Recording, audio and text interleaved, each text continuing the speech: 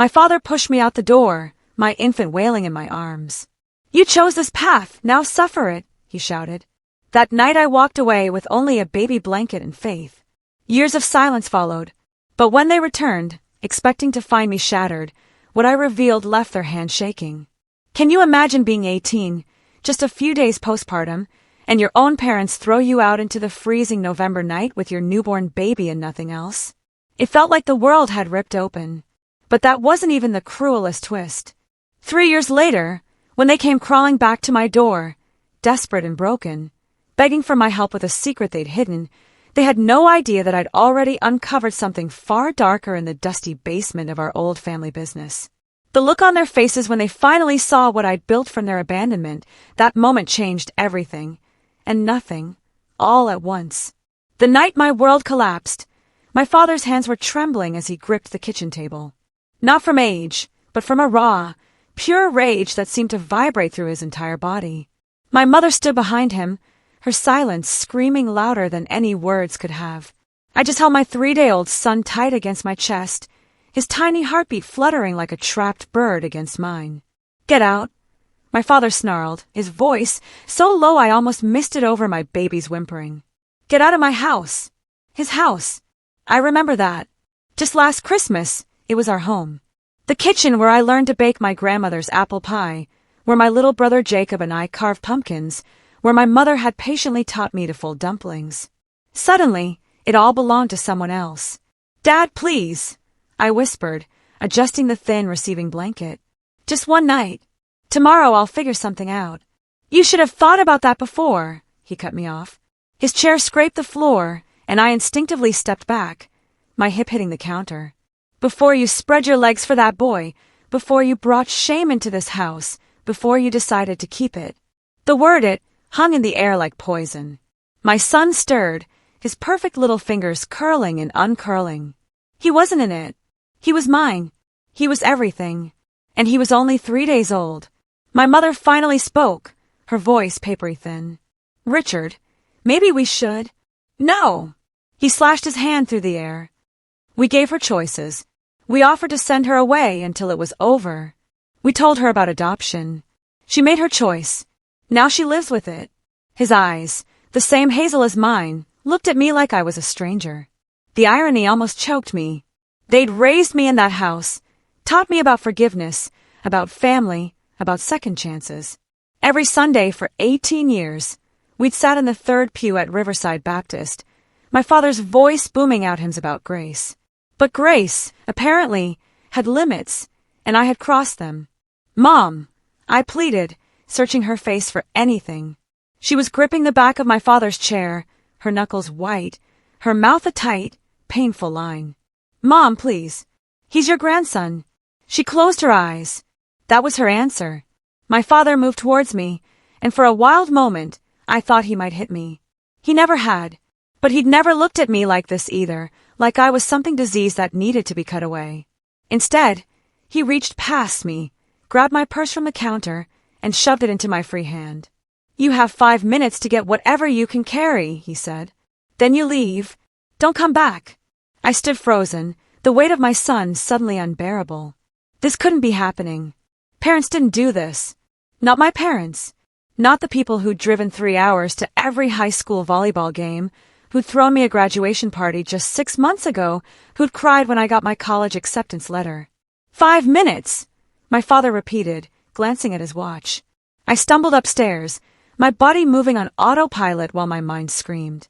My room, still decorated with prom photos, my acceptance letter pinned to the bulletin board, the mobile my mother had helped me hang over the second-hand crib. It all looked like a museum of a different girl's life. I grabbed the diaper bag I'd packed for the hospital, shoving in whatever clothes I could reach with one hand, my son clutched in the other. My hand shook so badly I dropped things twice. From the hallway, I heard light footsteps. Jacob appeared in my doorway, his 12-year-old face streaked with tears. "Haley, don't go," he whispered, glancing towards the stairs. "I'll talk to them. No." I pulled him into an awkward one-armed hug, breathing in his familiar little brother's smell of bubblegum and basketball practice. "It's not your fault. This isn't on you." "But where will you go?" he asked. I didn't have an answer. The boy who'd sworn he loved me, who'd whispered promises in the backseat of his car, who'd said we'd figure it out together. He'd blocked my number the day I told him the test was positive. His parents had money, lawyers, threats. Mine had disappointment. And now abandonment. I'll be okay, I lied, kissing the top of his head. Take care of yourself, all right? Do your homework. Make the basketball team.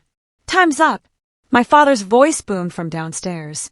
Jacob grabbed my free hand. I love you, he said, his voice cracking. I'll find you when I'm older. I promise. I wanted to tell him not to promise things he couldn't control. But I needed to believe someone in my family still loved me. So, I just squeezed his hand and headed downstairs. My parents stood by the front door like sentinels. My father held it open, letting in the November cold.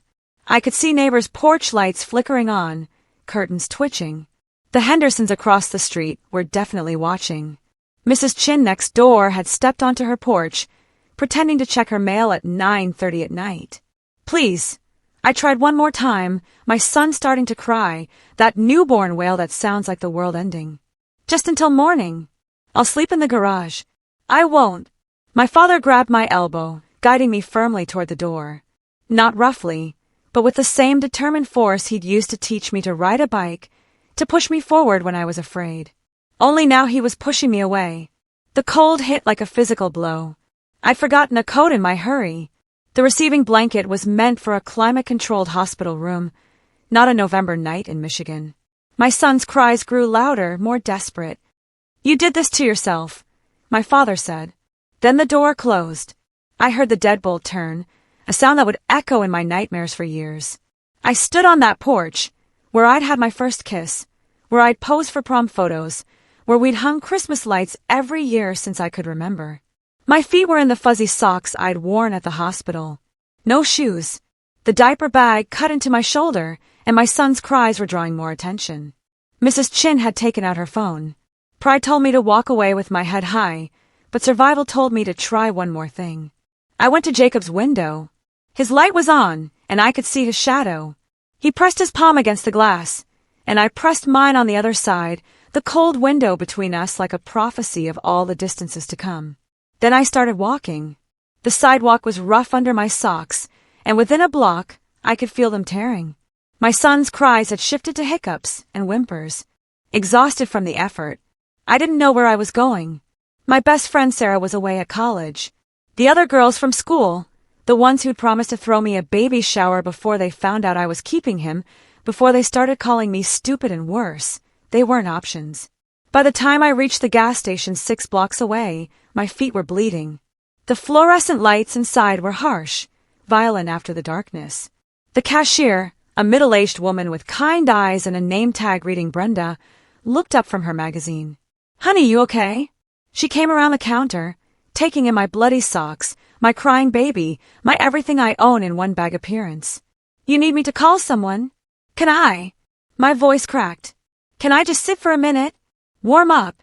She guided me to a plastic chair behind the counter, poured me coffee I didn't ask for, and pretended not to notice when I started crying. She gave me a pair of flip-flops from the Lost and Found and a candy bar I tried to refuse. I got kids, she said simply. I know that look. You got anywhere to go? I thought about lying, but I was too tired. No. She wrote something on a piece of receipt paper. There's a shelter for young mothers about 3 miles from here. They don't turn anyone away. She paused, studying my face. You're the Richardson girl, aren't you? I remember you from when you'd come in for slushies after school. I nodded, shame burning through me. Everyone would know by tomorrow. Small towns don't keep secrets. Your daddy's a fool, Brenda said quietly. That baby needs his mama, and mamas need help. Ain't no shame in that. I stayed until her shift ended at midnight, feeding my son formula I'd packed, changing him on the bathroom counter, trying to figure out how to be a mother when I'd barely figured out how to be an adult. When Brenda locked up, she offered to drive me to the shelter, but I couldn't. I'd received more kindness from strangers than my own family. I told her I'd walk. The 3 miles felt like 30. My son slept finally, his weight growing heavier with each step. I sang to him softly, the lullabies my grandmother had sung to me before she died when I was 15. Back when I thought the worst thing that could happen was losing her. I found a park around mile 2 and collapsed on a bench, pulling my knees up to create a windbreak for my baby. The stars were out, brilliant and cold, and I remembered learning their names in Earth Science class just last year, back when I cared about things like constellation patterns, college applications, and whether Bradshin would ask me to homecoming. "It's just you and me now," I whispered to my son, his face peaceful in sleep. "I don't know how to do this. I don't know how to be enough for you. But I promise I'll never leave you. Never." A police car drove by slowly, and I tensed, but it kept going. I must have looked exactly like what I was, a desperate teenage mother with nowhere to go. Not worth stopping for. Dawn was starting to lighten the sky when I finally saw the shelter. It was a converted Victorian house with a sign that read Martha's Haven, a safe place for mothers and children. The paint was peeling, and one shutter hung crooked, but the porch light was on. Welcoming. I stood at the bottom of the steps for a long time. My son started to stir again, probably hungry. Walking up those steps meant admitting what I'd become. It meant paperwork and caseworkers and questions I didn't want to answer. It meant being another statistic. Another cautionary tale parents would whisper about to their daughters. But it also meant walls and a roof and maybe a bed where I could feed my son without freezing. I climbed the steps and rang the doorbell. The woman who answered the door had the kind of face that had seen everything and judged nothing. Her name was Deb, and she wore pajama pants with cartoon cats and a sweatshirt that read, "World's Okayest Mom." She took one look at me, my bloody socks visible through the borrowed flip-flops, baby clutched against my chest, everything I owned in a Target bag, and stepped aside. "Come on in, sweetheart. Let's get you sorted." The house smelled like disinfectant and desperation, with an underlying note of curry from dinner. The entry hall was narrow, painted a cheerful yellow that couldn't quite hide the water stains on the ceiling. A bulletin board covered in rules, schedules, and inspirational quotes dominated one wall. "Every journey begins with a single step," proclaimed one poster, which felt like a cruel joke when my journey had begun with being thrown out. Deb led me to an office the size of a closet where she pulled out a clipboard thick with forms. "I know it's a lot," she said, producing a pen from behind her ear. "But the state requires all this. Can you write while holding him, or do you want me to hold?" "I've got him," I said quickly, adjusting my son so I could write one-handed. I'd learned in 3 days that I could do almost anything one-handed now. The forms wanted everything. My name, my parents' names, my son's father's name, medical history, income, none, assets, none, emergency contacts, I left it blank. Each question felt like another small humiliation, reducing my life to check boxes and blank lines. "How old is he?" Deb asked gently, nodding at my son. 3 days. Her eyebrows rose slightly. "And you're just coming from the hospital?" "From my parents' house. I couldn't finish." "Ah." She didn't need me to. "Well, you're here now. That's what matters." She explained the rules while I filled out papers. Curfew at 9 p.m. unless you had a work exemption. Mandatory chores rotated weekly. Group therapy twice a week. Parenting classes on Saturdays. No male visitors above the first floor. No alcohol. No drugs. Random room searches. You could stay up to 2 years, but most moved on within 6 months, either up or out. She didn't specify which. "You'll be sharing a room with Kesha and her daughter," Deb said, leading me upstairs. "She's been here 3 months, knows the ropes. She's good people." The room was barely bigger than my walk-in closet at home. At my parents' house, I corrected myself. 2 twin beds pushed against opposite walls, a crib wedged between them, and a pack and play in the corner. A single dresser with 4 drawers, 2 for each mother. One window with bars on the outside, painted white, as if that made them less prison-like. Kesha was sitting on one bed nursing a baby who looked about 6 months old. She was maybe 20, with intricate braids and tired eyes that sized me up in seconds. "Fresh meat," she said, not unkindly. "You look like you just got kicked out. Let me guess. Religious parents." I nodded, setting down my bag. "Mine, too. Apparently, having a baby without a husband is fine when Mary does it, but not when Kesha does it." She shifted her daughter to her other breast. "That bed's yours. Bottom 2 drawers. There's a mini fridge in the hall we all share. Label everything or it'll disappear. Shower schedule's on the door. You get 10 minutes max. Your baby cry a lot. I don't know yet, I admitted. You will. She studied my son, who was starting to fuss. He hungry? Probably. There's a rocking chair in the common room. Better than trying to nurse sitting on these beds. They squeak like hell, and Marie next door will bang on the wall. I wanted to tell her I wasn't nursing, that my milk hadn't even come in properly before everything fell apart, that I had 6 cans of formula in my bag and no idea how I'd get more when they ran out. But shame kept me quiet. The next few days blurred together in a haze of exhaustion and adjustment. My son, I named him Ethan at the hospital, alone except for a tired nurse who acted as my witness, cried constantly. Not the normal newborn crying that parenting books described, but a desperate, gasping wail that went on for hours. The other mothers in the shelter were patient at first, then less so. Can't you shut him up? Marie hissed through the wall at 3 a.m. on my 4th night. Some of us have to work in the morning. I wanted to scream back that I was trying, that I'd walked him up and down the narrow hallway until my feet bled again, that I tried everything. Feeding, changing, swaddling, singing. But I just whispered sorry and took him down to the common room where I sat in the broken rocking chair and cried along with him. That's where Carla found me. She was 19, with bleached hair showing dark roots, and a face that might have been pretty if it wasn't so gaunt. Her son Tyler was 8 months old and slept like a dream, she said, which made the other mothers hate her a little. First baby, she asked, sitting on the arm of the couch. Is it that obvious? You've got that look like you're drowning but don't want to admit you can't swim. She pulled a cigarette from behind her ear, noticed my look, and put it back. Not allowed to smoke in here anyway. Been trying to quit. Tyler's dad used to blow smoke right in my face when I was pregnant, so I figure secondhand's better than firsthand, right? She told me her story in pieces over the next few weeks. Her boyfriend had seemed sweet at first, then controlling, then violent. She'd stayed through the first 2, left after he'd pushed her down the stairs at 7 months pregnant. Her parents said she'd made her bed by dating that kind of boy. His parents had money and lawyers. Hers had disappointment and denial. At least your kid's dad just disappeared, she said one morning as we did our assigned kitchen duty.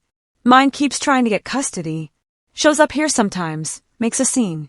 Deb calls the cops. He leaves, comes back a month later like a really shitty boomerang. The shelter had 22 mothers and 31 children at capacity, which we usually were. Some had stories like mine, good families who couldn't handle the shame. Others had stories like Carla's, bad relationships they barely escaped. Some had stories they didn't tell, that lived in the haunted looks they get when certain topics came up.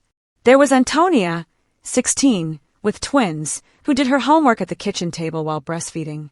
Madison, 23, with 3 kids from 3 different fathers, who worked 2 jobs and still couldn't afford an apartment. Beth, 18, like me, whose baby was born addicted and cried even more than Ethan. We were all different races, different backgrounds, different stories, but we shared the same exhausted desperation, the same hollow look of women who'd been told we weren't worth keeping. The parenting classes were held in the basement on Saturday mornings. A volunteer named Patricia, who wore pearls to teach teenage mothers how to change diapers, would demonstrate proper burping techniques on a doll while we sat in metal folding chairs, babies on our laps or in borrowed carriers. She meant well, but her constant cheerfulness grated. Remember, ladies, babies can sense your stress, she chirped while demonstrating how to properly swaddle. A calm mother means a calm baby. Beth snorted. My baby was born with meth in his system. Pretty sure my stress levels aren't his main problem. Patricia's smile faltered but held. Well, every baby deserves a chance at a peaceful environment, regardless of their beginnings. I learned more from the other mothers than from Patricia. Kesha taught me the football hold for nursing. Even though I was formula feeding, the position helped with bottles, too. Carla showed me how to make formula stretch an extra day by adding just a little more water. Not enough to hurt them, she swore. Just enough to make it to payday. Antonia, juggling her twins like a pro, demonstrated how to wear Ethan in a wrap made from a bed sheet while I did chores. But the real education came from watching them navigate the system. The shelter required us to be actively working toward independence, which meant job hunting.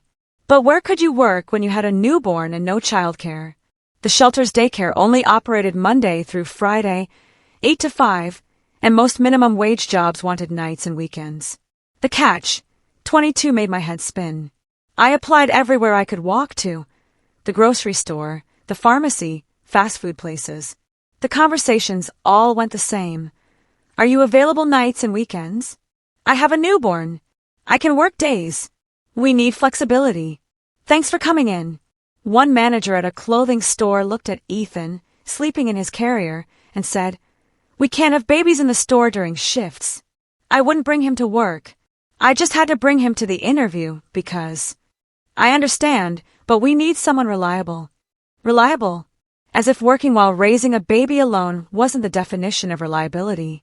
After 2 weeks of rejections, I was sitting in the common room, Ethan finally sleeping after a 4-hour crying jag, when Deb came in with a flyer.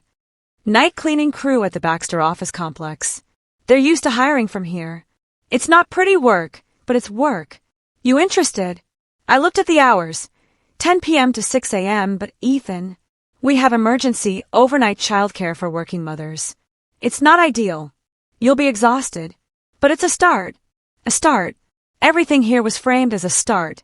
A step. A journey. As if we were all headed somewhere better instead of just trying not to sink. I got the job.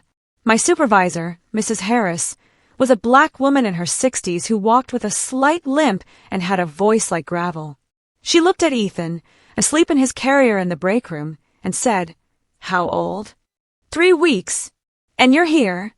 It wasn't a question, but I answered anyway. I need the work. She assigned me to the 3rd floor. 6 office suites, 2 bathrooms, a break room. You got 3 hours for this floor. Trash, vacuum, surfaces, bathrooms. Questions? No, ma'am. Good. And leave the baby talk at home. You're here to work, not for sympathy. It was harsh, but also a relief. Everyone at the shelter looked at me with pity. Mrs. Harris just saw another pair of hands to push him up. The work was hard. My body, still recovering from childbirth, protested every movement. I bled through pads, leaked milk I wasn't using, cried in the supply closet when no one was around. But every night, I cleaned those offices like my life depended on it, because it did. The overnight childcare was a room with 6 cribs and one exhausted worker named Gladys, who watched the babies of mothers who worked nights. I'd feed Ethan at 9:30, hand him to Gladys at 9:45, and try not to think about him crying for me while I scrubbed toilets. I'd pump in the bathroom on my break, dumping the milk because I couldn't keep it cold and couldn't bear to see it go to waste, but also couldn't bear to keep producing it when I couldn't use it. 3 weeks into the job, I was cleaning an executive's office when I noticed the books on a shelf: business management, accounting principles, financial planning. During my break, instead of pumping, I sat in his chair and read. The numbers made sense in a way nothing else in my life did. Credits and debits, assets and liabilities. There was a logic to it, a balance that could be achieved. I started borrowing books, reading them during my breaks, taking notes on paper towels. When Mrs. Harris caught me one night, I thought I'd be fired. "What are you doing?" she asked, standing in the doorway. "I'm sorry. That's a $200 textbook. I wasn't stealing it. I was just reading." She walked over, looked at my paper towel notes covered in pencil equations. "You understand this?" "Some of it. I'm trying to learn." She was quiet for a long moment. "My daughter's an accountant. Makes 6 figures. Has a house with a pool. I clean her office sometimes. Different building. She forgets that. Tells people her mom's retired." She looked at me, really looked at me for the first time. "You want more than this?" "Yes." "Then take the damn book home. Bring it back when you're done. There's more where that came from." That night, walking back to the shelter at 6 a.m. with a borrowed accounting textbook in my bag, Ethan's weight in my arms, the sunrise turning the sky pink, I thought about my parents. Were they awake yet? Did they think about me? Did they wonder if I was alive? If their grandson was healthy? Or had they successfully erased us, the way you delete a typo, a mistake that mars an otherwise perfect document? Jacob had tried to find me. He'd sent messages through Sarah, who'd finally responded to my Facebook message. He wants to know if you're okay. He says, "Mom cries at night, and Dad won't let anyone say your name." I wanted to be angry about my mother's tears. She'd stood there, She'd let him throw me out. She'd chosen her husband over her daughter and grandson. But anger took energy I didn't have. I was too busy surviving to hate properly. 4 months in, I'd saved $437. It might as well have been $4 for all the good it did. First and last month's rent plus security deposit for even the cheapest apartment was over $2,000. But I kept saving, $20 here, $30 there, hiding it in a tampon box because Kesha said no one steals those. Carla got approved for subsidized housing and left on a Tuesday, promising to keep in touch. She didn't. That was how it worked. When you escaped, you didn't look back. The shelter was a place you survived, not a place you remembered fondly. We were trauma-bonded, not friends. Her bed was filled the next day by a 15-year-old named Jessica, whose parents had signed away their rights, so her aunt could kick her out legally. She cried for 3 days straight, and I held her baby while she did, remembering my first nights, the shock of it all. It gets easier, I told her, though I wasn't sure that was true. It didn't get easier. You just got harder. Your skin thickened. Your standards lowered. Your dreams shrunk to fit the space available.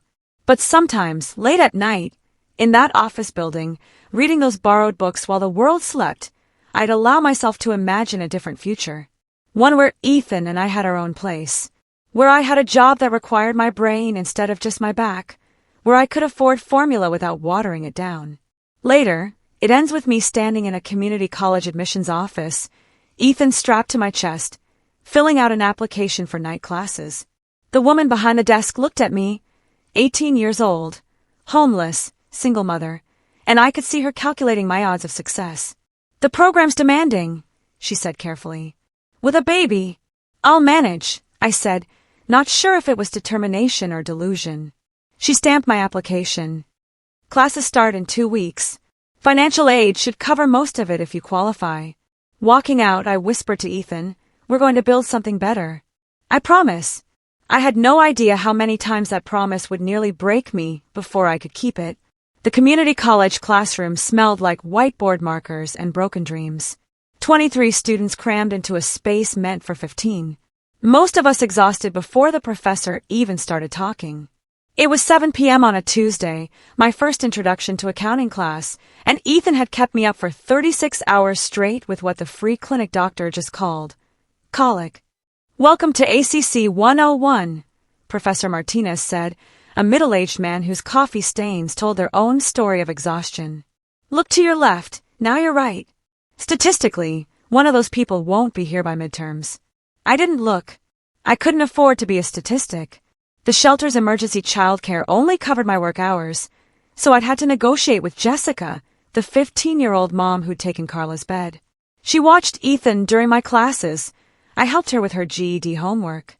It was a fragile system that depended on both our babies sleeping at the same time, Jessica not having a breakdown, and me making it back before the shelter's curfew. That first week, I failed a quiz. Not just failed, bombed it completely. The numbers that made so much sense when I read them in stolen moments at work scrambled on the page. My hand shook as I wrote my name, exhaustion making everything blurry. Professor Martinez handed back the quizzes the next class. Miss Richardson, see me after. I waited, Ethan's car seat at my feet, because Jessica had a crisis and couldn't watch him. He was mercifully quiet, probably exhausted from screaming all morning. This isn't going to work if you can't focus, Martinez said. Not unkindly, but not gently either. I know. I'm sorry. I don't need apologies. I need to know if you're wasting your time and mine. Something in me snapped. Not angry, just clear. I clean offices 10 hours a night to afford formula. I live in a shelter with 21 other mothers who've been thrown away by everyone who is supposed to love them. I haven't slept more than 2 consecutive hours in 5 months. But I'm here, aren't I? That quiz was my first F in my entire life, and it'll be my last. So, no, I'm not wasting anyone's time. He studied me for a long moment, then pulled out a business card. My wife runs a tutoring center. Tell her I sent you. First 5 sessions are free for students with demonstrated financial need. I think you qualify. The tutoring center was in a strip mall between a nail salon and a Chinese restaurant. Mrs. Martinez was nothing like her husband. Soft where he was sharp, patient where he was brisk. She took one look at Ethan and set up a pack and play in the corner. "Babies are welcome here," she said. "Learning doesn't stop for life." Those sessions saved me. Not just academically, though my grades climbed from that initial F to steady Bs, but mentally. For 2 hours twice a week, I was just a student learning debits and credits, not a homeless teenage mother one crisis away from complete collapse. The nights got harder before they got easier. Mrs. Harris at the cleaning job had started leaving extra food in the break room. Leftovers from a meeting, she'd say, though the containers looked suspiciously fresh. I'd eat half, save half for breakfast, stretching my food stamps to cover Ethan's formula and diapers, with nothing left for myself.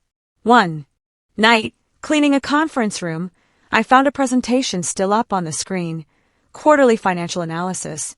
I studied it during my break, taking pictures with my phone to review later. The company was hemorrhaging money in their supply chain. Obvious inefficiencies that even I, with 1 semester of accounting, could spot. I left a note, anonymous, in pencil on a post-it. "Check your vendor invoicing.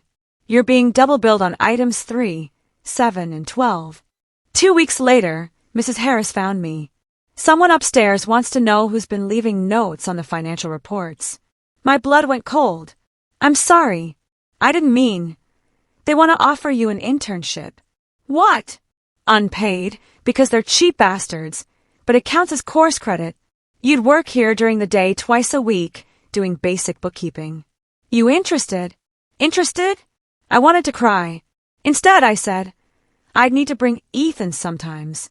They got a lactation room nobody uses. Set him up in there." The internship meant juggling schedules that would make a circus performer dizzy. Shelter daycare from 8 to 12. Internship from 12 to 4 while Ethan napped in the empty lactation room. Classes from 7 to 10. Cleaning from 10 p.m. to 6 a.m. Sleep happened in 20-minute increments. On buses, in break rooms, standing up in the shower sometimes. But the internship led to references. References led to a better job. Part-time bookkeeping for a small construction company owned by Mr. Chin, whose wife I'd helped find a calculation error that saved them $3,000. "You're that girl," Mrs. Chin said when I came for the interview. "The Richardson girl.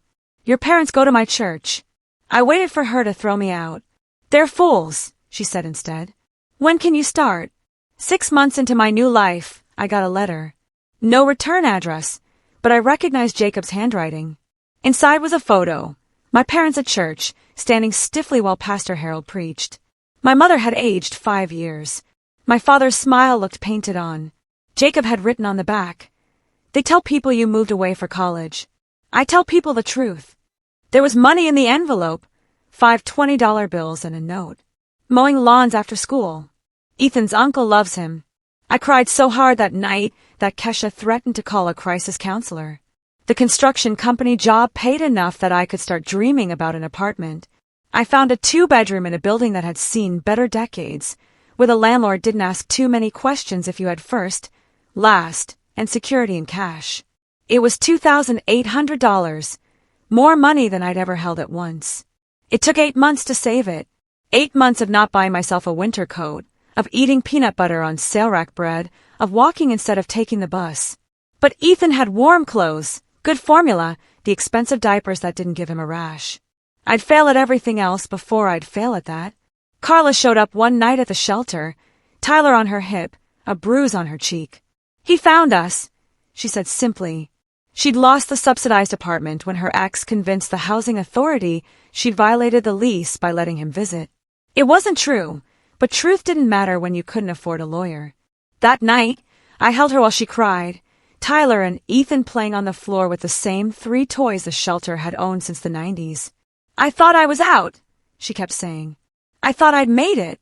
"You will," I told her. "You'll get out again." "How do you know?" I didn't. But what else could I say? My grades stayed steady, B's and the occasional A when the stars aligned and Ethan slept through the night before an exam. Professor Martinez stopped me after the final. "You did well," he said. "What's next?" "Accounting too, if I can afford it." He pulled out a form. "Department scholarship. It's not much. Covers 1 class per semester. But you've earned it." I stared at the paper. "Why?" "Because I've taught here 15 years, and I've never had a student leave correction notes on random financial reports they found while cleaning offices. You've got a mind for this. Don't waste it. The day I signed the lease on the apartment, Ethan took his first steps. He'd been furniture cruising for weeks in the shelter's common room. But that morning, as I was packing our few belongings, he let go of the coffee table and took 3 wobbling steps toward me. "Oh my God!" Jessica shrieked. "He's walking." I caught him before he fell, lifting him up, spinning him around while he giggled. We were moving forward, literally and figuratively, one uncertain step at a time. The apartment was on the 3rd floor, no elevator, water stains on the ceiling, and a kitchen so small I could touch both walls with my arms spread. But it had a door that locked, a bathtub Ethan could splash in, a window that looked out on a scraggly tree where birds sometimes sang. It was ours. That first night, I put Ethan to bed in his own room, a closet-sized space that barely fit his crib, but his own room nonetheless. Then, I sat on the floor of the empty living room and ate Chinese takeout from the place downstairs, a celebration feast that cost $11 I couldn't really spare. We did it, I whispered to the walls. We actually did it. 2 years. That's how long I managed to avoid my parents completely. 2 years of taking different routes when I had to go near their neighborhood, of shopping at stores I knew they'd never visit, of creating a life in the shadows of my hometown. Then Mrs. Chin promoted me to office manager. And suddenly I was someone. Not much of someone. I still counted pennies and wore thrift store professional clothes, but someone with business cards and a desk, and a title that didn't include the word assistant. Ethan was in preschool now, a decent one that accepted childcare vouchers. He was small for his age, but fierce, with my hazel eyes and a stubborn streak that came from both sides. He called Mrs. Chin Grandma Chin because she insisted on it, and she brought him Chinese sweets that he hoarded like treasure. I was filing quarterly reports when Mr. Chin came into the office, his face grim. "Haley, I need someone I trust to look at something." He handed me a folder. Financial records for the church.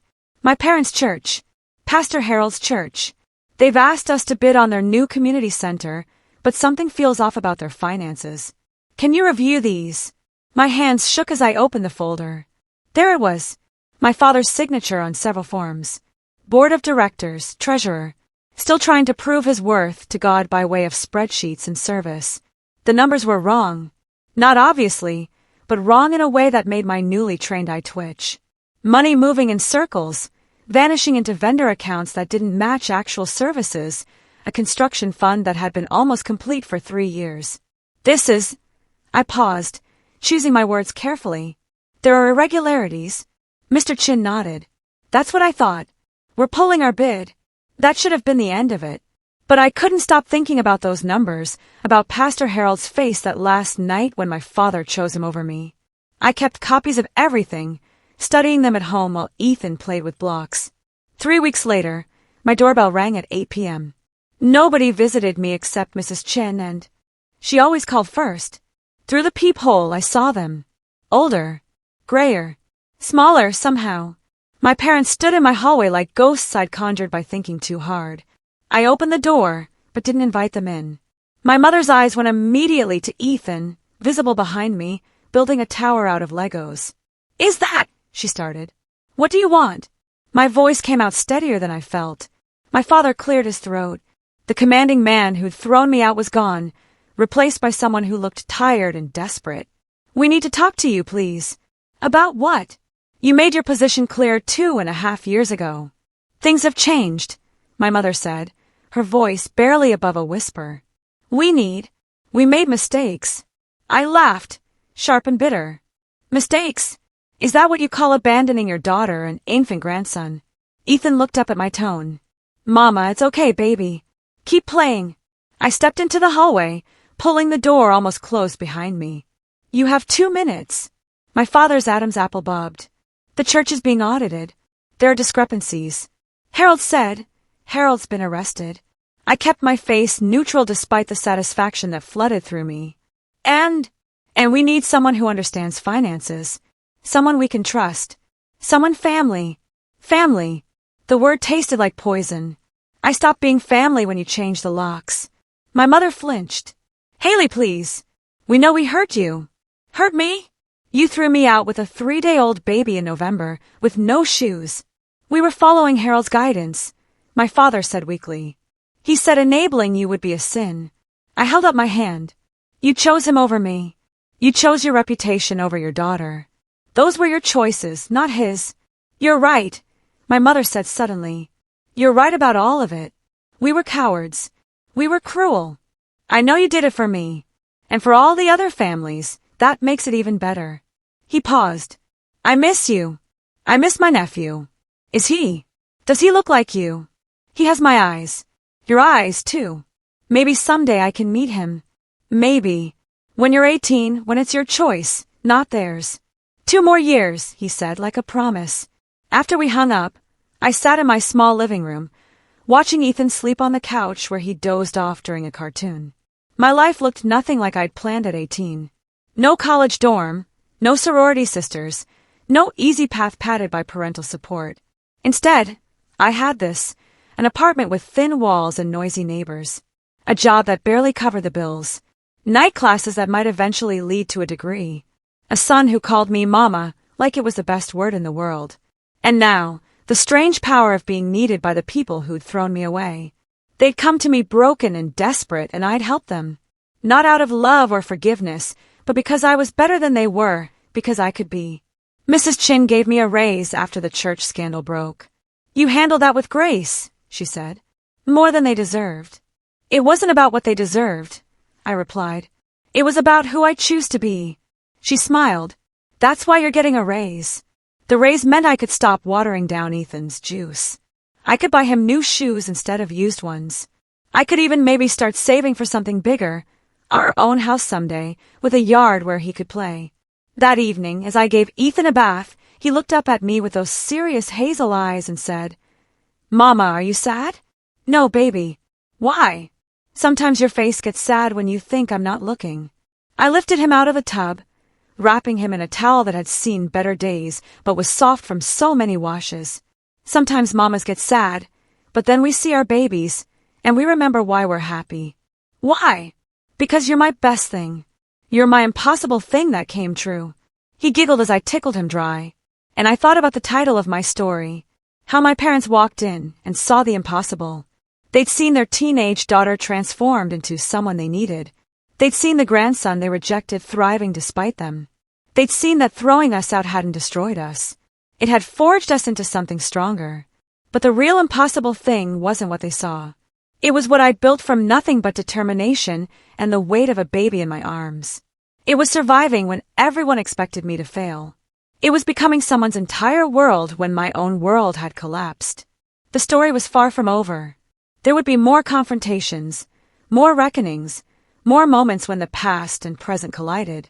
But that night, as I tucked Ethan into his toddler bed in his tiny room with its peeling paint and drafty window, I knew we'd already won the only battle that mattered. We'd survived. We'd thrived. We'd become impossible. Love you to the moon, Mama, Ethan mumbled, already half asleep. Love you to the stars and back, baby. And in that moment, in our small apartment with its water stains and creaky floors, we had everything. The second time my parents appeared at my door, they brought leverage. It was a Thursday evening, 3 weeks after I'd helped untangle them from Pastor Harold's fraud. Ethan was practicing writing his name at the kitchen table, crooked letters that looked like drunk caterpillars, when the knock came. Through the peephole, I saw them again, but this time with a man in a suit. Lawyer, my instinct screamed. I opened the door, the chain still on. I told you not to come back. We need to discuss your grandmother's estate, the lawyer said, producing a business card through the gap. I'm William Thornton. Your parents have hired me to resolve some irregularities. My grandmother. She'd been dead 4 years now, gone just before my 15th birthday. The mention of her name was a key turning in my chest. What irregularities? My father shifted uncomfortably. Can we come in? Please, Haley. This affects you. I looked back at Ethan, absorbed in his letters. Mrs. Chin wasn't expecting him for another hour. She'd started taking him for dinner once a week, teaching him Mandarin and spoiling him with dumplings. 10 minutes, I said, unhooking the chain. They filed in, my mother's eyes immediately going to Ethan. He looked up, curious but unafraid. Ethan, go play in your room for a bit, okay? Okay, Mama. He gathered his crayons carefully like I taught him. As he passed my parents, my mother made an aborted movement, like she wanted to touch him. I stepped between them. Once his door closed, I crossed my arms. Talk! The lawyer pulled out documents. Your grandmother established a trust in your name when you were born. It was meant to mature when you turned 18, providing roughly $50,000 for your education and establishment of independent life. The room tilted. Your grandmother was discreet about her assets. My mother said quietly. She had investments we didn't know about, life insurance we didn't expect. The trust was terminated 2 weeks after your 18th birthday, the lawyer continued. The funds were transferred to an account that was then closed. The signature on the termination papers appears to be yours. I never signed anything. My voice came out sharp, clear. I turned 18 2 months before Ethan was born. I was hiding morning sickness and trying to finish high school. I never knew about any trust. The lawyer and I both looked at my parents. My mother was studying her hands. My father was staring at the water stain on my ceiling. The thing is, my father said slowly, Harold said you'd need guidance, that a teenage mother with that much money would make poor choices. He suggested we protect it for you. You stole from me. The words dropped like stones. You stole $50,000 from me and then threw me out with nothing. We were going to give it back, my mother said weakly. When you were older, more stable. I was sleeping on park benches. I was bleeding through my socks walking to the shelter. I diluted my baby's formula because I couldn't afford enough. My voice rose with each word. And you had $50,000 of my money. Harold had control of it, my father said. It went into the church's investment fund. He said it would grow. That when you came back repentant. Repentant. I laughed, ugly and sharp. For what? For being raped. The word hung in the air like a blade. My parents went white. What? My mother whispered. Nathan Turner didn't seduce me. He got me drunk at his party and I stopped breathing hard. I said no several times. But you never asked, did you? You just assumed I was a sinner who got what she deserved. My mother made a sound like something breaking. My father sat down heavily on my second-hand couch. We need to focus on recovering the funds, the lawyer said after a moment, clearly uncomfortable. The signature on the trust termination is demonstrably forged. We can pursue criminal charges. Against who? I asked. Harold's already going to prison. My parents. I looked at them. These strangers who'd raised me. Did you forge my signature? Harold did, my father said quietly. We watched him do it. We thought we were protecting you. You thought you were punishing me. No one denied it. The lawyer cleared his throat. There's a paper trail.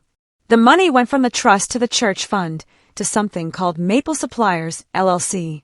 I know about Maple Suppliers. It's a shell company. The township treasurer is part of it. I pulled out my own files, the ones I'd copied. I've already traced most of it. The lawyer looked impressed despite himself. You've done forensic accounting on this. I've done survival accounting on this. There's a difference. Mama. Ethan's voice came from his doorway. Can I come out? Yes, baby.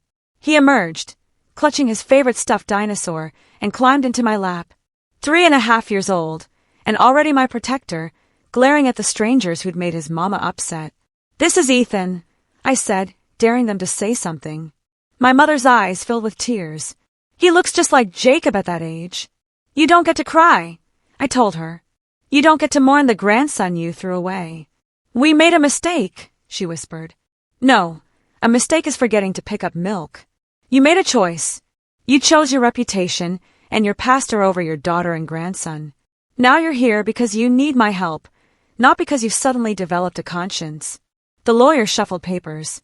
If we can recover the funds with interest and penalties, it could be substantial. Enough to what? Make up for 3 years of abandonment. Pay back the nights I went hungry so my baby could eat. Enough to secure your son's future, he said simply. That stopped me. I looked down at Ethan, who was playing with the buttons on my shirt, oblivious to the weight of adult failures. What do you need from me? I asked. Your cooperation, testimony, documentation, decisions about prosecution. I wanted it all in writing. Every penny that was taken, where it went, who knew what and when. I stood, Ethan on my hip, and I want a full accounting of my grandmother's entire estate, not just the trust. My parents exchanged glances. What else are you hiding? I asked. There was a letter, my mother said finally. From your grandmother. For you. When you turned 18. Harold said it would only confuse things. You kept her letter from me. My voice went quiet, which was worse than yelling. Then pressed the issue. My father pulled an envelope from his jacket. Yellowed. My name and my grandmother's distinctive handwriting. Still sealed. I took it with my free hand, holding it like it might explode. Get out, I said. Get out of my home. Mr. Thornton, you can contact me directly. Don't bring them again.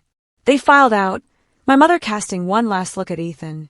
He waved, innocent and friendly, and she sobbed as the door closed. I didn't open the letter for 3 days. It sat on my kitchen counter like an unexploded bomb while I went through the motions. Work, Ethan's preschool pickup, dinner, bath, bedtime stories. But at night, after Ethan was asleep, I'd stare at it, afraid of what truths my grandmother had tried to tell me. Finally, on Saturday afternoon, while Ethan napped, I opened it. My dearest Haley, if you're reading this, you're 18 and I'm gone. I hope your parents gave this to you with joy, but I fear they might not. Your father, my son, has always been weak in the face of stronger personalities. Your mother means well, but chooses peace over principle.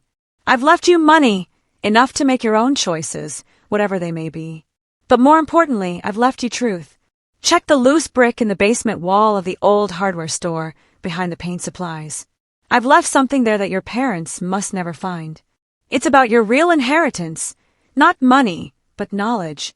Be brave, my darling girl. Braver than your parents. The women in our family have always been the strong ones, even when we had to hide it. Trust Mr. Winslow at Winslow and Associates. He has documents for you. All my love, Grandma Eleanor. The hardware store. The family business that was now in foreclosure, that my parents were desperately trying to save. I'd have to go back to my childhood, to the place where I'd played hide-and-seek between aisles of nails and screws. I called Mrs. Chin. Can you watch Ethan tonight? I need to do something. Of course. Everything okay? I'm about to find out. The store looked smaller than I remembered, darker. The windows were boarded over now, foreclosure signs taped to the door, but I still had my key, the one thing I'd kept from my old life, hidden in my jewelry box like a talisman. The lock was stiff but turned. The alarm had been disconnected months ago, probably when they stopped paying bills. I used my phone's flashlight to navigate through the familiar aisles, now mostly empty, dust dancing in the beam. The basement door creaked like a horror movie.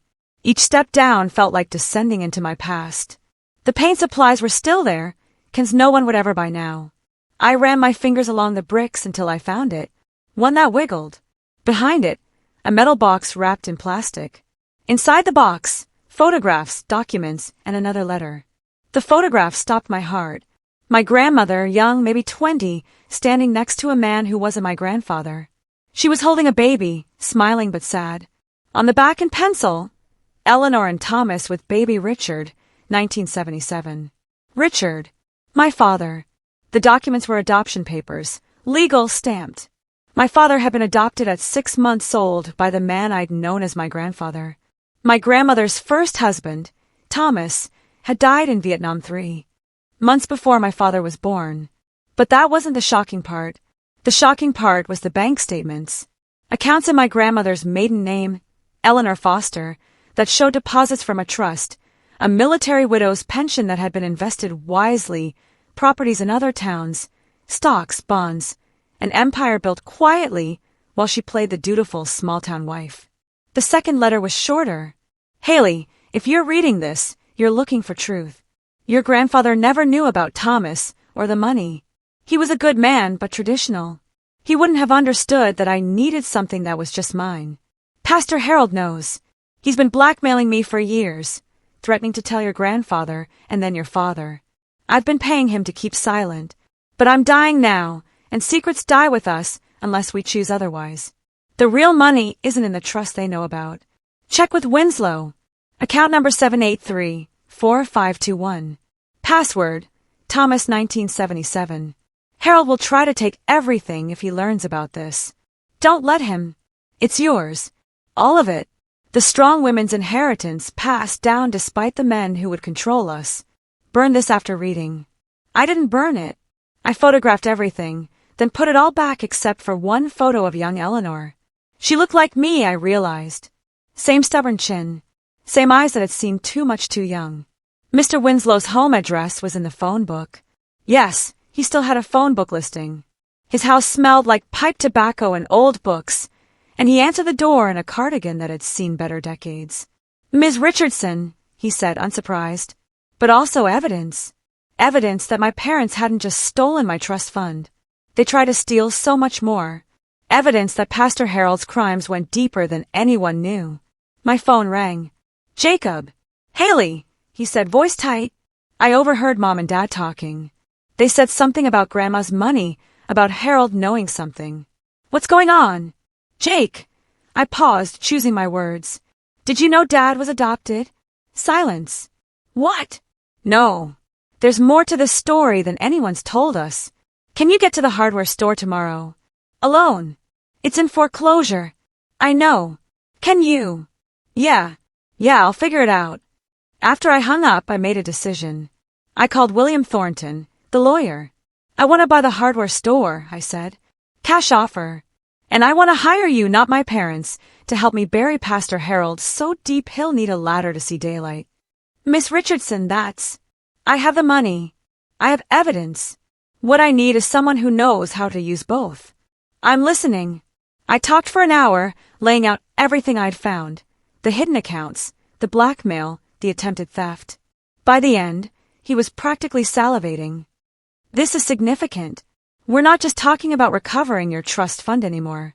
We're talking about racketeering, extortion, potentially murder by coercion if we can prove the stress contributed to your grandmother's death. I want Harold destroyed, but my parents. I paused, thinking of Jacob. They're victims, too, even if they're also culprits. I want them to face consequences, but not prison. You're more generous than they deserve. No, I'm practical. My brother doesn't deserve to lose everything because they're weak and stupid. The next morning, I met Jacob at the hardware store. He'd grown tall, almost 6 feet, with the awkward limbs of a teenager not yet comfortable in his body. When he hugged me, I smelled my father's aftershave and had to fight not to pull away. I've missed you so much, he said into my hair. Everything's been wrong since you left. Since they threw me out. I corrected gently. I showed him everything. The photos, the documents, the truth about our father's birth, our grandmother's secret empire. He sat on the dusty floor and cried, for the grandmother we'd lost, for the family we'd never really been, for the lies that had shaped us. How could they? He kept asking. Because they're cowards. Because believing Harold was easier than thinking for themselves. Because throwing me out was simpler than facing their own failures. But you have a baby. They threw out their own grandson. They threw out their daughter first. Ethan was just collateral damage. He looked at the bank statements again. You're rich now. We are rich, I corrected. You think I'd keep Grandma's money from you? Half of this is yours when you turn 18. But she left it to you. She left it to the strong one. But you're strong too, Jake. You called me. You slipped me money. You chose truth over comfort. That's strength. We sat in the basement of our family's dying business, surrounded by the evidence of years of lies, and planned how to build something better from the ruins. The courtroom smelled like fear and furniture polish.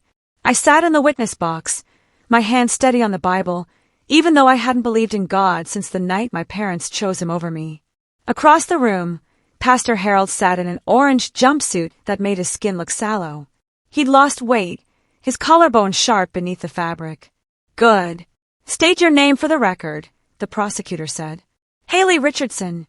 Miss Richardson, can you identify the document on the screen? It was my signature, or rather, the forgery of it, blown up large enough to see every hesitation in the pen strokes where Harold had tried to copy my handwriting. That's a forged version of my signature on trust termination papers. How can you be certain it's forged? Because I was 6 months pregnant and hiding in my childhood bedroom when that was supposedly signed. I never knew the trust existed until 3 months ago. Harold's lawyer, young, nervous, court-appointed, stood up. Objection. The witness can't claim ignorance of something, then claim certainty about. I can claim, I interrupted, looking directly at Harold, that the man my parents trusted more than their own daughter stole $50,000 from me while I was sleeping in a shelter with my newborn son. The judge, an older black woman with eyes that missed nothing, said, "The witness will refrain from editorializing." Objection overruled. Continue. The prosecutor pulled up more documents. My grandmother's hidden accounts, the blackmail payments meticulously documented in her careful handwriting, the shell company Harold had created, the web of financial manipulation that had trapped my family for years. Can you explain what you discovered about your grandmother's estate? I took a breath. In the gallery, my parents sat rigid, my mother clutching my father's hand. Jacob was beside them, having gotten special permission to miss school. I focused on him as I spoke. My grandmother, Eleanor, was widowed in 1976 when her first husband died in Vietnam. She was pregnant with my father. She remarried my grandfather and never told anyone about the death benefits and pension she received. She invested that money secretly, building a portfolio worth nearly $1 million. Gasps from the gallery. My father's face went gray. Pastor Harold discovered this through his position at the township office. He blackmailed my grandmother for years, threatening to reveal that my father was adopted, that his whole identity was built on lies. She paid him to protect my father from the truth. Objection. Harold's lawyer stood. Speculation about. I have the receipts, I said calmly. Cancelled checks, wire transfers. 12 years of payments increasing near her death, as Harold got greedy, and she was too weak to fight anymore. The prosecutor introduced each piece of evidence I'd organized chronologically, a story told in numbers. Here was $5,000 when I was 7. Here was $10,000 the year I turned 13. Here was $25,000 2 months before she died. What happened after your grandmother's death? Pastor Harold convinced my parents that any money I inherited would enable my sin. When I got pregnant at 18, he used their fear and shame to manipulate them into giving him control over my trust fund. But that wasn't enough. He wanted the hidden accounts, too. How do you know this? He tried to access them 847 times over 3 years. I pulled out the login records Mr. Winslow had provided, always from the church IP address. Sometimes at 3 a.m. He had my social security number. My parents gave him that, but not the password. What was the password? Thomas 1977. My grandmother's first husband, and the year my father was born. A secret Harold could never guess because he never knew the whole truth, only enough to cause pain. Harold was scribbling furiously on a legal pad, passing notes to his lawyer. I watched him with the detachment of someone observing a snake in a cage. Miss Richardson, how do the defendant's actions affect you personally? This was the hard part. I looked at Ethan, sitting with Mrs. Chin in the back row. She dressed him in his best outfit, the one she bought him for Chinese New Year. He waved when he saw me looking. I was 18, pregnant and terrified. My parents, under Harold's influence, threw me out with my 3-day-old baby. In November, I had no money, no coat, no shoes. I walked 3 miles to a shelter while bleeding from childbirth. I diluted my baby's formula because I couldn't afford enough. I worked 10-hour night shifts scrubbing toilets while my newborn slept in shelter care. All while $50,000 of my money sat in Harold's accounts. I paused. And if I'd had that money, I could have afforded an apartment, health care, food, maybe even college. I could have kept my dignity. Harold's lawyer cross-examined me for 2 hours, trying to find inconsistencies. But I'd lived with these numbers for months now, traced every penny, memorized every transaction. The truth is easier to remember than lies. Isn't it true you were a troubled teenager? Pregnant out of wedlock. I was raped. The word echoed in the courtroom. Nathan Turner assaulted me at a party. My parents never asked what happened. They just assumed I was the sinner Harold told them I was. There's no police report because I was 18 and terrified and my parents were already calling me a slut. Would you have reported it? The lawyer retreated. Nathan had been subpoenaed but hadn't shown. His family had money for lawyers. Lawyers who'd advised him that attending would open him to questions he didn't want to answer. His absence said everything. My mother took the stand next, tears streaming before she even sat down. Mrs. Richardson, did you know about the trust fund for your daughter? Yes. Did you participate in terminating it? We. Harold said it was for her own good.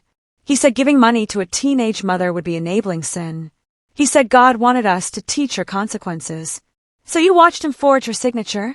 My mother's voice broke. Yes. And then you threw her out.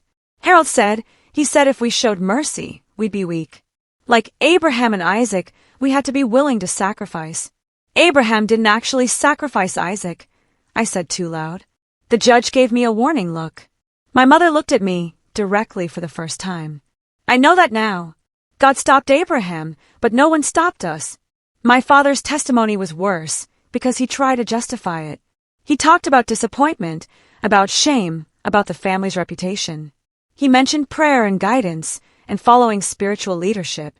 Not once did he mention love. Mr. Richardson, the prosecutor asked, when your daughter stood on your porch with a 3-day-old baby, what did you feel? I felt righteous, he admitted. And now, he looked at Harold, then at me, then at Ethan. Damned. Jacob wasn't supposed to testify, but I fought for it.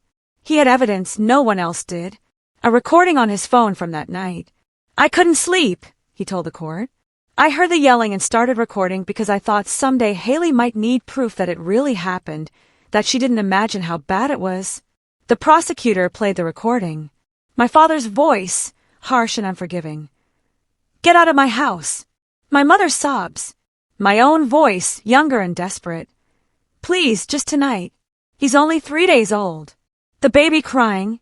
Ethan, unnamed then, unknown, unwanted by everyone but me. And then Harold's voice, which no one had mentioned before. Stand firm, Richard. Cast out the sin before it spreads. I'll handle the financial matters. God will provide for the righteous. He'd been there, in the house, watching as they threw us out. The courtroom was silent after the recording ended. Even Harold's lawyer looked sick. The defense rests, he said quietly. During the recess, I stood outside, letting the February air cool my burning face. My parents approached, my father clearing his throat. Don't, I said. Whatever you're about to say, don't. You wanted to feel better. You wanted absolution. You wanted me to say I forgive you, so you can sleep at night. I turned to face them. I don't forgive you. I never will. The best I can offer is that I won't let your cruelty define my son's life. He's our grandson, my mother whispered. No, he's Mrs. Chin's honorary grandson. He's Carla's nephew. He's loved by people who earned the right to love him. You're strangers who share some DNA. The verdict came back in 2 hours. Guilty on all counts. Fraud, embezzlement, extortion, conspiracy. The civil suit would follow. But the criminal verdict meant Harold would never manipulate another family. As they let him out, he stopped near my seat. Your grandmother was a slut too, he hissed. That's where you get it from. My grandmother was a survivor, I replied. That's where I get it from. The hardware store reopened on a Thursday in May, 2 days after Ethan's 4th birthday. I'd gutted it down to the bones and rebuilt it as something new. Willow House, a resource center for single parents. Where hammers once hung, now there were computers for job applications. Where paint cans had gathered dust, now there was a children's library. The basement where I'd found my grandmother's secrets was now a quiet room for nursing mothers. The sign over the door read, Willow House, where new stories begin. In memory of Eleanor Foster Richardson, grandmother, survivor, secret keeper. I'd invited my parents, not because I'd forgiven them, but because Jacob had asked, and because I wanted them to see what I'd built from their abandonment. They stood on the sidewalk like uncertain ghosts, dressed in their church clothes, even though it was Thursday. My mother held a gift bag that trembled in her hands. My father kept checking his watch, a nervous tic he developed since the trial. You can come in, I called from the doorway. It's a public space. The inside smelled like fresh paint and hope. Carla was there, Tyler, playing with blocks in the corner. She'd gotten her own apartment 6 months ago, but volunteered here twice a week. Paying it forward, she called it. Mrs. Chin had donated the furniture, strong-arming her business contacts into contributing for my grandson's mother, she'd said, which carried weight in our small town's Chinese business community. This is impressive, my father said, looking around. It's necessary, I corrected. Do you know how many young mothers get thrown out every year? How many grandparents choose their pride over their grandchildren? He flinched. Good. Ethan ran up, wearing the cape Mrs. Chin had made him. Mama, can I show them my reading corner? I knelt down. These are the people I told you about. The ones who were lost. He studied them solemnly. Are they found now? I don't know, baby. Why don't you ask them? He walked over to my parents, cape fluttering. Are you found? My mother dropped to her knees, tears streaming. No, sweetheart. We're still very lost. That's okay, Ethan said, patting her shoulder. Mama says being lost just means you're still looking for the right way. She was lost once too, but then I helped her find the way. You did? My father asked, his voice rough. Uh-huh. She says I'm her North Star. He pointed to the ceiling where I had painted stars. Like those. But better, 'cause I'm real. Ethan, why don't you go show Tyler your new book? I suggested. He ran off, and my parents stood there, destroyed by the kindness of the child they rejected. He doesn't know, my mother said. He doesn't know we're his grandparents who threw him away. No, he doesn't. He knows there are people who hurt Mama a long time ago. But that Mama got strong anyway. That's all he needs to know. Jacob arrived after school, taller still, 17 now, and looking more like our grandmother than either parent. He'd been accepted to State University with a full scholarship, academic, not financial need-based, since his trust fund from Grandma Eleanor would cover expenses. The place looks amazing, he said, hugging me.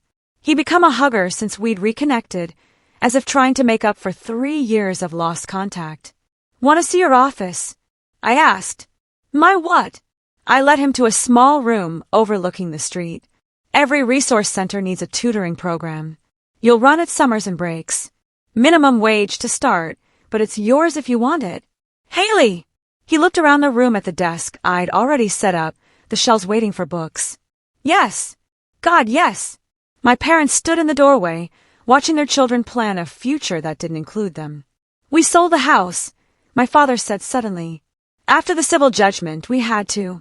The civil suit had awarded me $500,000 in damages, the original $50,000 plus interest, penalties, and compensation for suffering.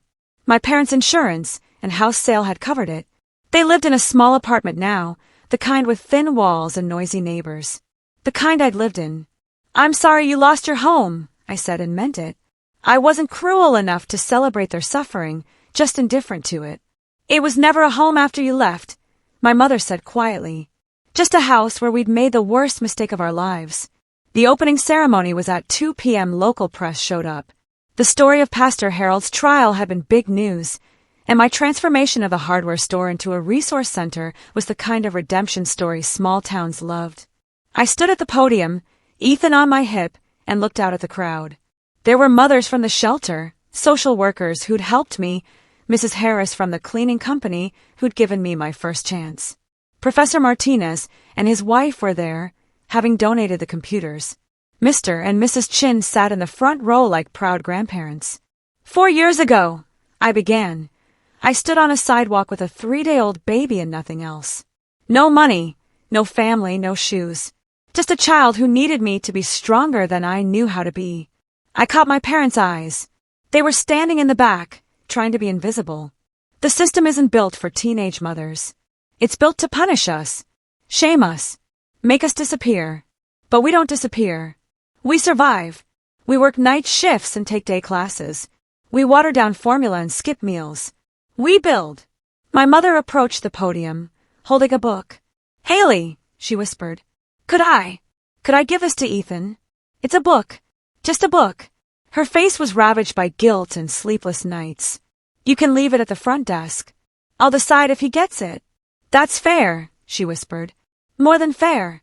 Fair would be you never seeing him. This is mercy. Learn the difference. My father joined her.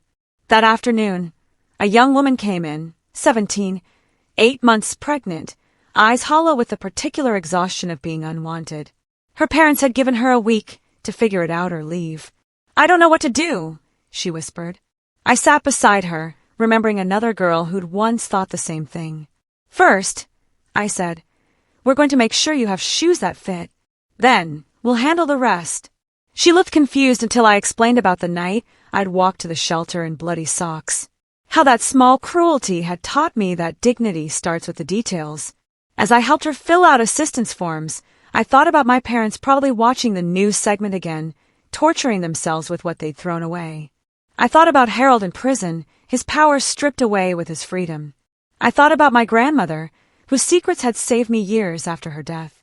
But mostly, I thought about Ethan's laugh echoing through the center, about Jacob's excitement for the tutoring program, about Mrs. Chin bringing dumplings for lunch, about Carla teaching parenting classes in the same basement where I'd found the truth. This was the impossible thing my parents had walked in to see. Not just my success, but my refusal to let their failure define it. Not just survival, but transformation. Not just a resource center, but a monument to every young mother who'd been told she was worthless and proved the world wrong. The story could have ended there, with neat lessons about resilience and redemption. But real stories don't end. They just keep going. One impossible day at a time, one young mother at a time, one child laughing at a time. And somewhere in town, in a small apartment with thin walls, two people who'd chosen their reputation over their daughter were learning what I'd known all along. Some choices can't be undone. Some doors, once closed, never open again. And sometimes the most impossible thing isn't surviving being thrown away. It's learning to live with having done the throwing. So, tell me, if your family threw you out at your lowest, most vulnerable moment, would you find it in yourself to help them when their world collapsed? Or would you leave them to face the consequences alone? I really want to hear what you think in the comments below.